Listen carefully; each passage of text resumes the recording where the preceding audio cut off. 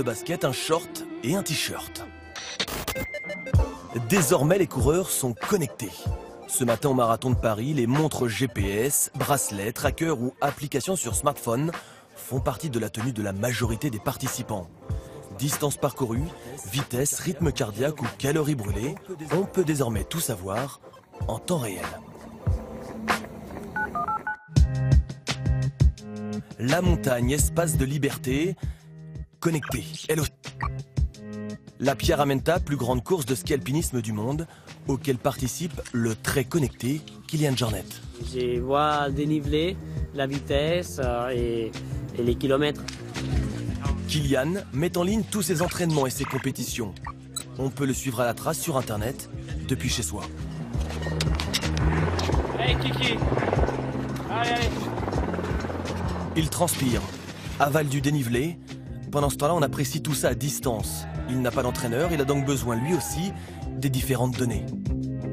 Quand j'ai commencé, c'était dommage qu'il n'y avait pas toute cette information parce que du coup, j'ai noté tous les entraînements sur un Excel et c'était à l'analyse de ça que j'ai amélioré. Je pouvais analyser et faire des entraînements qui étaient mieux. Donc aujourd'hui, c'est beaucoup plus simple. Avec Kilian, la connexion semble évidente, même si elle présente parfois quelques risques.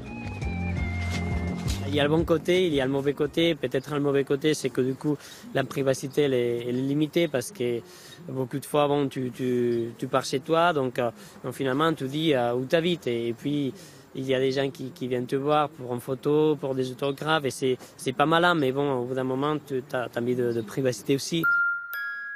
Kilian réside désormais en Norvège, connecté pour mieux partager sa passion de la montagne, et suivi par plus d'1 million de fans sur les réseaux sociaux.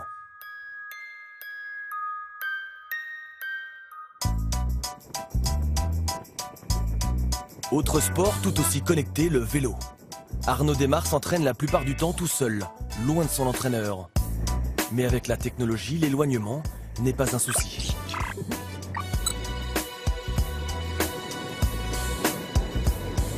Donc voilà, le capteur de puissance, il est là, dans le boîtier de pédalier. Donc voilà, avec dans la manivelle, entre autres, quoi. Après chaque sortie, Arnaud Desmar envoie sur une plateforme sécurisée toutes les données à son entraîneur. Pas de tricherie ou de relâchement possible pour le cycliste. Il doit respecter son plan d'entraînement à la lettre. On n'est pas comme sur un terrain de foot où on les a tous les matins, où c'est facile de cadrer le travail.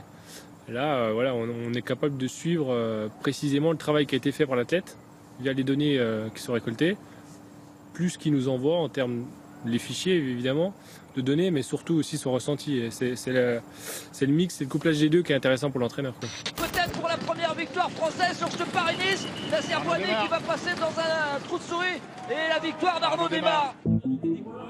Entre deux préparations, Arnaud Desmar en profite parfois pour aller sur Strava, un site communautaire où joggeurs et cyclistes comparent leur temps sur des portions de route ou chemin, un système addictif. Je trouve ça un peu ludique justement de battre des records, que ce soit avec des amateurs, avec mes cousins qui sont aussi sur Strava. Donc voilà, ça permet de se jauger par rapport à tout ça et puis rouler sur les mêmes, faire des temps sur les mêmes routes que tout le monde. Je partage vraiment que ma sortie avec le temps, le dénivelé et le parcours, mais pas ma fréquence cardiaque, mes watts. Tout ça, je trouve que ça reste quand même très personnel. Alors, si vous voulez défier Arnaud Desmar, rendez-vous dans le col de Bramont par exemple. Record à battre, 17 minutes 30 à plus de 24 km/h de moyenne.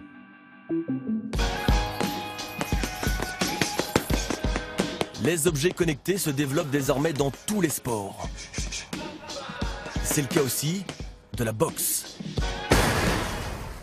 Grâce à un capteur développé par une société française installée à Neuilly, on reçoit toutes les informations en direct. Vitesse, force G, temps de rétractation et même type de coup. Là encore, tout se partage sur les réseaux sociaux avec la possibilité de challenger des adversaires virtuels. Sur l'entraînement, tu as fait un total de 586 coups. Ta meilleure vitesse a été à 41,8 km/h. Et pour chacun de tes coups, on va pouvoir analyser tes vitesses max, tes vitesses de rétraction et le maximum de eject timing. Impact. L'entreprise française développe aussi des produits pour le golf, le kitesurf, le tennis ou le ski encore sous forme de prototype. Le sportif du futur sera donc forcément high-tech. Les objets connectés et leurs milliers d'applications pour smartphones envahissent notre quotidien. C'est aujourd'hui un véritable marché de masse. Le marché du sport connecté en France, c'est environ 1,4 million d'unités vendues en 2016.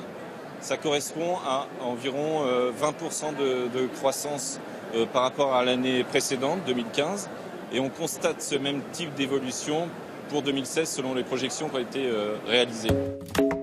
4 marques se disputent le marché en France: Garmin, Suunto, Polar et TomTom. Sans parler de la bataille sur le terrain des applications. Le marché du sport connecté poursuit son ascension.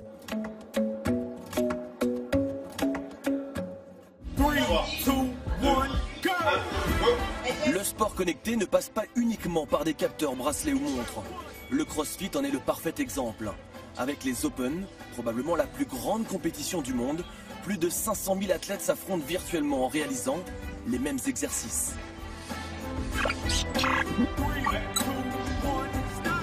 Chaque personne qui espère se qualifier par exemple aux Regionals, donc les étapes d'après, doit se filmer en fait pour montrer le matériel utilisé, les distances qu'on utilise, les barres, les hauteurs si c'est des box, des choses comme ça, à une caméra. Donc on se filme en fait par téléphone et ensuite une fois que le temps est terminé, en fait la vidéo on l'envoie sur une plateforme en fait pour entrer notre score et ensuite il y a validation si on fait partie du top 30 de chaque région en fait pour pouvoir accéder aux Regionals ensuite.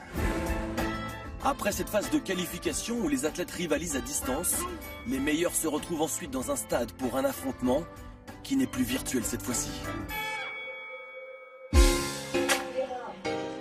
Retour au marathon de Paris, les concurrents ont tous le même réflexe sitôt la ligne d'arrivée franchie, il faut arrêter son chrono.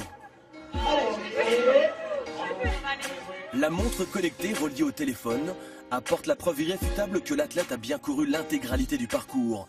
Mais pour finir une telle course, il ne suffit pas d'être connecté, non, il faut surtout s'entraîner.